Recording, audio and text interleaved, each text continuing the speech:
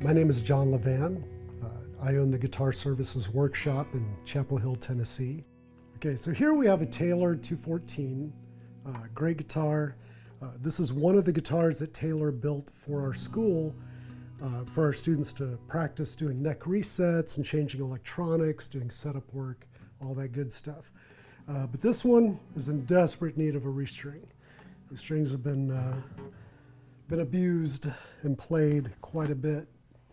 So first thing I'm going to do is remove these strings. Then I'm going to polish up the frets a little bit, condition the fretboard and the bridge, and then get some new strings on it, tune it up to pitch, and make it sound a lot better.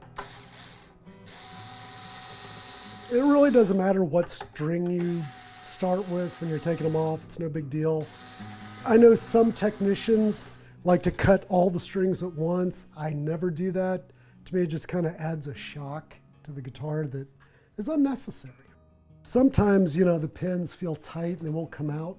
So if you take the string and just kind of push it down in there a little bit, the pin comes right out. Whereas with some of them, you can sit there and fight with it and try to use pliers and end up tearing up the bridge and tearing up your pin, when all you really need to do is just push the string in.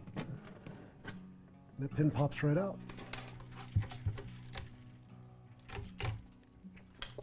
Now, once you have the strings off, it's not a bad idea to maybe snug up the tuning keys, check them, make sure they're not loose. Sometimes the collar will loosen up just from the vibration of it being played so much.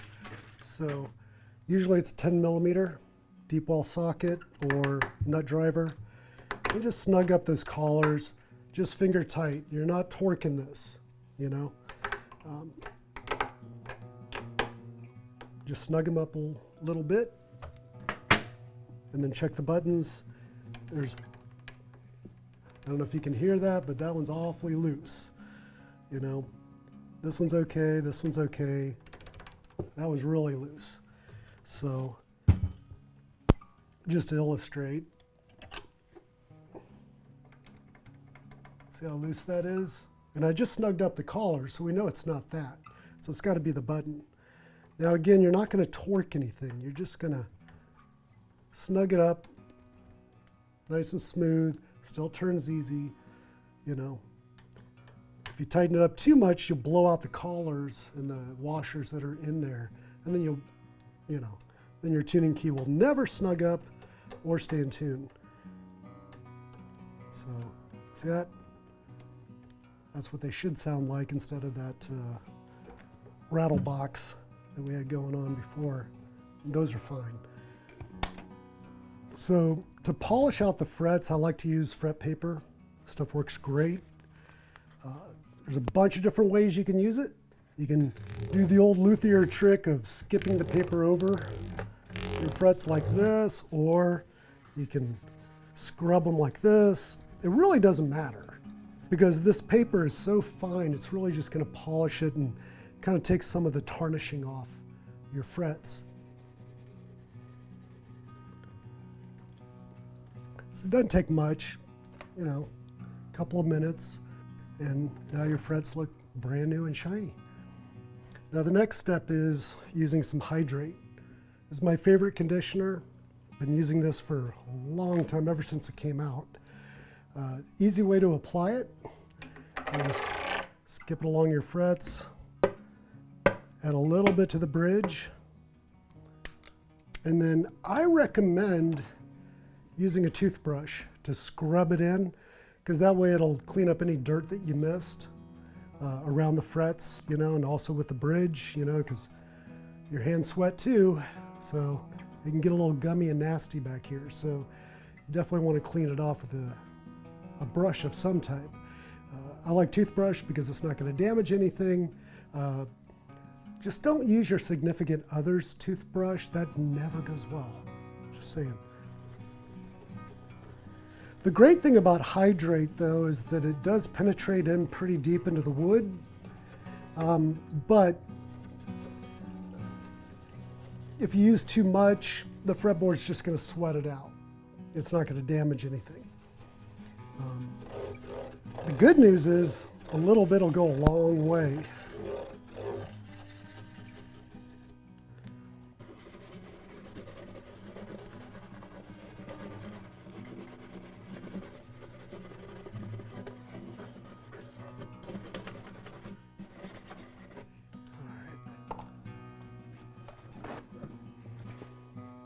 use a regular paper towel. You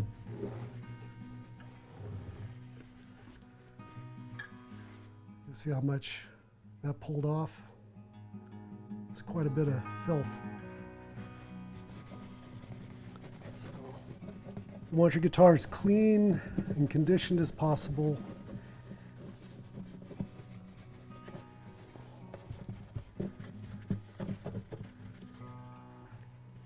Now another little trick you can do too, this is just a spray bottle of water. And I'm just going to get this a little bit damp and run it along the sides. That way your fretboard and your neck doesn't feel oily when you're playing.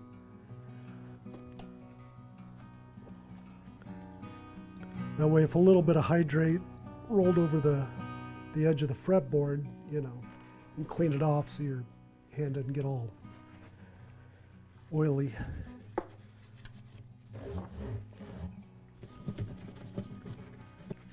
And then from there you can use a microfiber cloth, you know, wipe down the guitar really good, apply finish if necessary, you know, whatever you need to do. If you want to throw some polish on it, or if you got some little scuff marks around the pick guard, you want to buff that out. Detailer does a great job at that. It's a super fine buffing compound.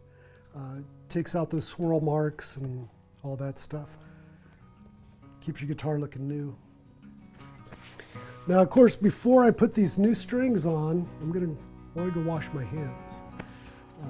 That's another little trick. You want your strings to last.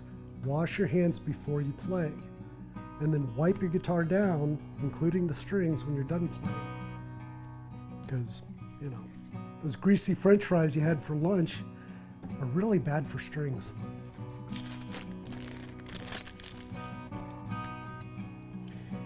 All right, so here we have some D'Addario EJ16s. These are the light phosphor bronze, which is really what this guitar was designed for, that gauge. So I'm going to start out with a low E. One trick I learned is to just add a gentle little curl to it, to the ball end. That way that ball end locks into the bridge plate up inside the guitar. That way you don't launch a pin when you're tuning it up and spend 45 minutes trying to find it, right? We've all been there. So when you put the string in, you want that curled end aiming this direction towards the neck. Get your pin in there, pull up on it, so it should lock in like that.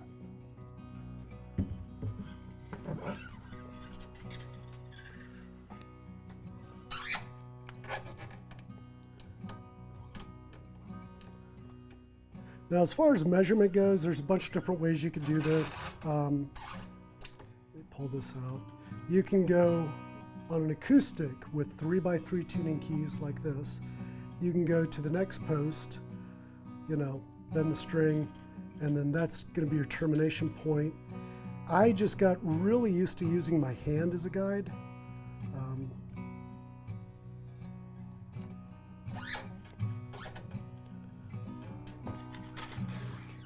And I always bend the string upward before I start winding it.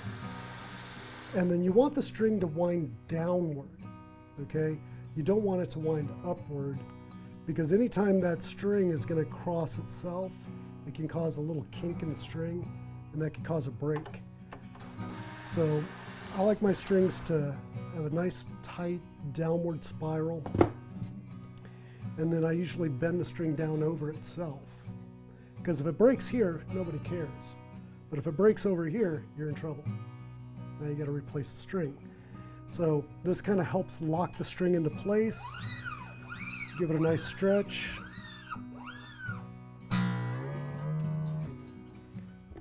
And then cut it off to the end. So I'm going to do the A string same way, put a gentle curl, you know. You don't have to bend it too much because you'll break it if you get too aggressive with it, but you know. So let's look at this. Let's measure to the next post. So A string, we're going to wind it on this one, so I'm going to measure to this one, to the D. Put little bend in the string.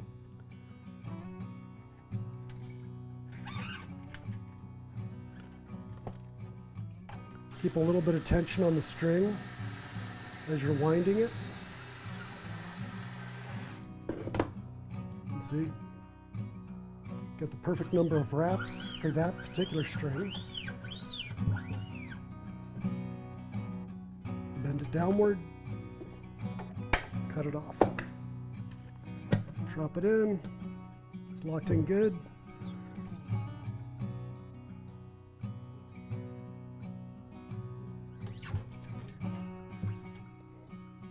Now the other way too, you could measure this, because obviously there's not another tuner up here, right, to measure to. So what you could do is pull it to the D, which is the one you're going to wrap it on, and just pull it back. You know, just grip the string there, pull it back, and there's your measurement. Because if you don't have enough wraps, the string's going to constantly slip out of tune. If you have too many wraps, it'll do the same thing. It'll continuously stretch and pull. So I like to see 2 to 3 winds on the bass strings, and then the treble strings I like to see, 3 to 4 wraps on those.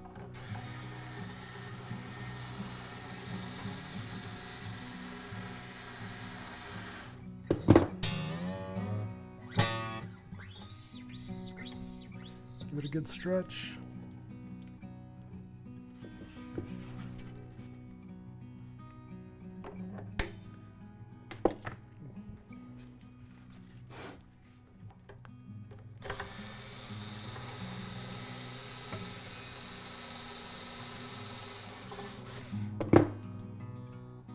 Now I will caution you, I have calluses.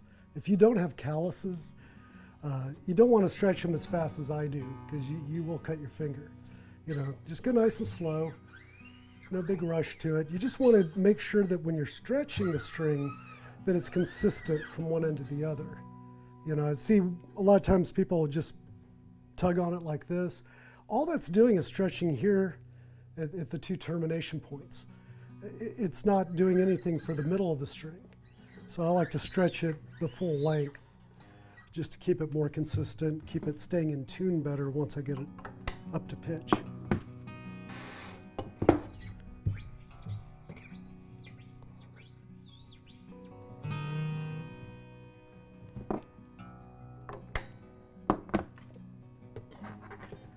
And always check your pins. Make sure that they're seated properly and the string isn't popping out.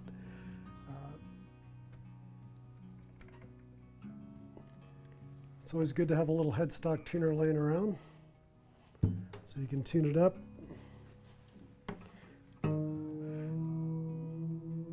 Another thing I recommend is always tune your guitar in playing position, because if it's laying on its back, gravity's pulling things down. So you get it all in tune laying flat, then you pick it up to play like you're normally going to play, and it's won't be exactly the same. It could really be off, especially if you're going into the studio to record. Another thing that's important is to tune up to the note. So, like on this string, on the D, we're a little bit sharp. So if I just turn the key down, that looks like it's in tune, but if I give the string a little bit of a stretch, we're way flat. Happens all the time. If you tune up to the note, it helps the gear inside that tuning key to stay locked so the string doesn't slip as easy. I also recommend using the 12th fret harmonic to tune. It's a much more accurate way to do it.